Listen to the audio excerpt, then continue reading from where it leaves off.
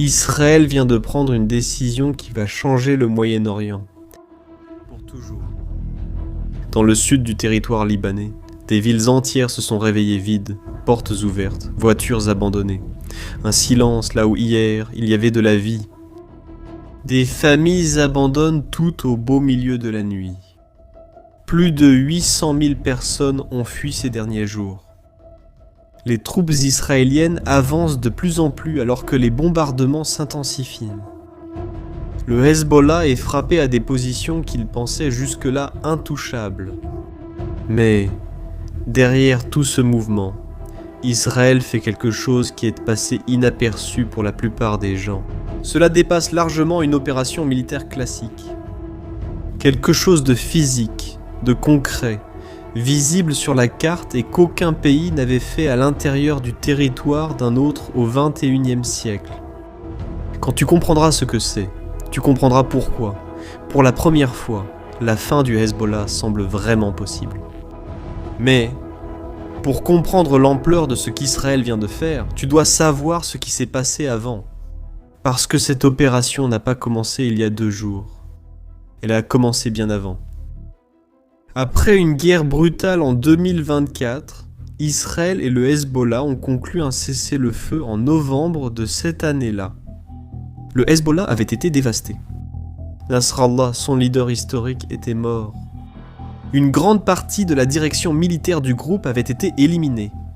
L'arsenal de missiles de précision, construit au fil des décennies avec l'argent iranien, avait été en grande partie détruit. Le gouvernement libanais a saisi l'occasion. Pour la première fois depuis des décennies, il a commencé à envoyer l'armée dans le sud du pays, la région qui a toujours été le territoire du Hezbollah. En janvier 2026, le gouvernement libanais a annoncé avec fierté qu'il avait achevé la première phase du désarmement du Hezbollah au sud du fleuve Litani. Il semblait que quelque chose était en train de changer. Hezbollah's stronghold until Israel's war on the group weakened it.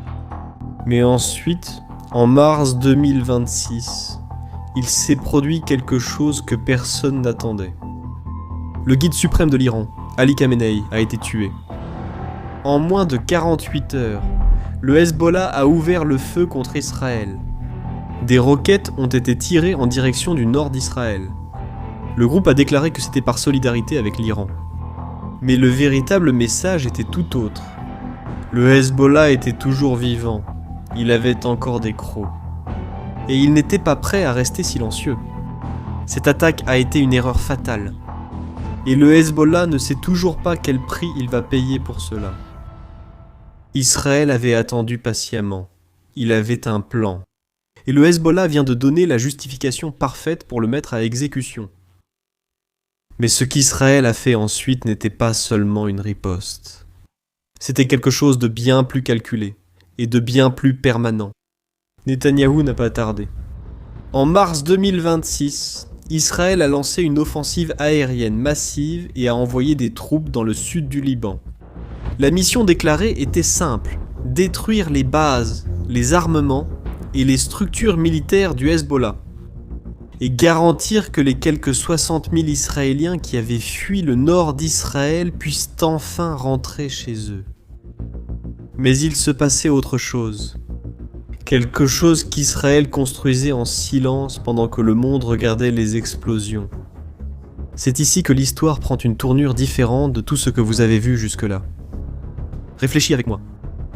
Quelle serait la seule façon de garantir que cela ne se reproduise jamais ? Israël a répondu à cette question d'une manière qu'aucun autre pays n'avait jamais essayé auparavant. Dans les premiers jours de l'opération, en plus d'attaquer, il a commencé à délimiter. Il a établi une bande de terre qui s'étend jusqu'à 10 km à l'intérieur du territoire libanais, au-delà de la frontière internationale reconnue par le monde entier. Et il a déclaré de son propre chef, sans consulter personne, qu'aucune force du Hezbollah ne pouvait opérer dans cette zone. Cette bande est devenue connue sous le nom de ligne jaune. Elle n'a pas été négociée. Elle n'a été approuvée par personne. Elle ne figure dans aucun accord, dans aucun traité, dans aucun document officiel au monde. Israël l'a simplement dessinée sur la carte et a dit « Jusqu'à cette ligne, c'est à nous désormais ». Quiconque l'a franchi paiera le prix. Le Hezbollah a essayé de l'ignorer. Et c'est exactement là que ça a vraiment commencé à saigner. Chaque fois que des combattants du groupe essaient de s'approcher de cette ligne, ils sont attaqués. Chaque fois que des drones décollent de cette zone, ils sont interceptés, ou les lanceurs sont détruits. Israël a créé en pratique un territoire sous contrôle militaire israélien, à l'intérieur d'un pays souverain, sans déclarer officiellement une occupation, sans demander la permission, et sans donner aucun signe qu'il compte partir. Et avec l'opération Flèche de Feu, Israël est allé encore plus loin. Les troupes ont franchi la ligne jaune elles-mêmes, et ont avancé encore plus au nord. La zone d'évacuation, qui atteignait initialement la rivière Litani, la frontière historique reconnue depuis 2006 a été repoussée vers la rivière Zarani, beaucoup plus au nord, presque jusqu'au centre du Liban. Israël est en train de prendre du territoire, au ralenti, d'une manière très difficile à inverser. Mais si vous pensez que le Hezbollah se contente de regarder sans réagir, vous devez comprendre ce qu'il reste encore de ce groupe, parce que la réponse va vous surprendre. Le Hezbollah n'est pas inactif, loin de là. Le groupe utilise encore des drones explosifs capables de pénétrer certaines défenses israéliennes. Il tire encore des roquettes sur des communautés du nord d'Israël. Il tente toujours de tendre des embuscades aux troupes qui avancent dans le sud du Liban. C'est une guerre inégale. Le Hezbollah n'arrive pas à affronter Israël de front, donc il mise sur l'usure. Cependant, cette stratégie pose un problème majeur, et il ne cesse de croître. Chaque drone abattu révèle une position. Chaque position révélée devient cible. Chaque lanceur détruit, c'est un lanceur en moins. Chaque commandant éliminé. Et Israël a éliminé plus de 220 combattants du Hezbollah, rien que depuis le cessez-le-feu convenu en avril de cette année. Ce vide dans la structure du groupe met des mois à être comblé. Le Hezbollah est coincé dans un cycle dont il ne sort pas. Plus il attaque, plus il s'affaiblit. Nasrallah a été tué en septembre 2024. Ensuite, ce fut le tour des chefs militaires. Un par un, le chef d'état-major, le commandant du front sud, le chef de la force Radwan.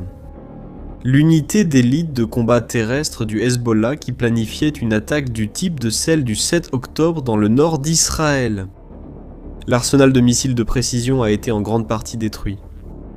Ce qu'il reste, ce sont des roquettes moins précises et suffisamment de drones pour déranger, mais pas assez pour changer le cours d'une guerre. Et peut-être que le signe le plus clair de la situation du groupe est celui-ci. Le Hezbollah dit qu'il ne désarmera pas tant qu'Israël maintiendra des troupes sur le sol libanais. Mais Israël est là, précisément parce que le Hezbollah ne s'est pas désarmé. C'est un piège dont le groupe n'arrive pas à sortir. Et pendant que ce piège se referme, quelque chose d'historique est en train de se passer aux États-Unis. Israël et le Liban sont assis à la table des négociations pour la première fois depuis 1983, il y a plus de 40 ans. Des discussions directes, médiées par les États-Unis, dans le but d'aboutir à un accord de paix. La 4e série de négociations est prévue pour les 2 et 3 juin. Le gouvernement libanais, affaibli et sous pression, cherche une issue. Le nouveau président veut rétablir la souveraineté du pays, y compris sur le Hezbollah. Et les États-Unis poussent les deux parties vers un accord qui, s'il est conclu, exigerait le désarmement définitif du groupe. Israël le sait et utilise chaque jour d'opération pour arriver à la table des négociations avec le maximum d'avantages possibles. La ligne jaune n'est pas seulement une barrière militaire, c'est aussi un atout de négociation. Plus Israël contrôlera de territoire lorsque les discussions avanceront, plus il sera difficile pour le Hezbollah de récupérer ce qu'il a perdu, que ce soit à la table des négociations ou en dehors de la table des négociations. Et si cet accord est conclu, le Hezbollah perd non seulement du territoire, mais aussi sa raison d'exister dans le sud du Liban. Il perd sa fonction historique, il perd tout ce qu'il a construit en 40 ans. Ce qui va suivre reste encore incertain. La guerre peut s'intensifier. Les négociations peuvent échouer. Le Hezbollah peut surprendre avec une capacité qu'il n'a pas encore montrée. Mais une chose est claire, Le Hezbollah d'aujourd'hui n'est plus le même qu'il y a 2 ans. Il a perdu sa direction, son arsenal le plus sophistiqué, son territoire d'opération historique. Et il fait maintenant face à une ligne sur la carte qu'Israël a tracée seul et qui s'étend chaque semaine. Pour la première fois depuis des décennies, le groupe qui jurait de détruire Israël lutte pour survivre. Le Hezbollah peut continuer à tirer. Mais chaque jour qui passe, le territoire qu'il a perdu devient un peu plus difficile à récupérer. Israël n'a pas attendu. Il n'a pas demandé la permission. Il n'a consulté personne. Il a simplement agi. Et toi, tu penses que le Hezbollah acceptera le désarmement ou qu'il luttera jusqu'au bout? Laisse ton avis dans les commentaires. Si cette vidéo t'a aidé à mieux comprendre ce qui se passe au Liban, partage-la avec quelqu'un qui veut aussi connaître la vérité derrière les informations. Si tu n'es pas abonné, fais-le maintenant. À bientôt.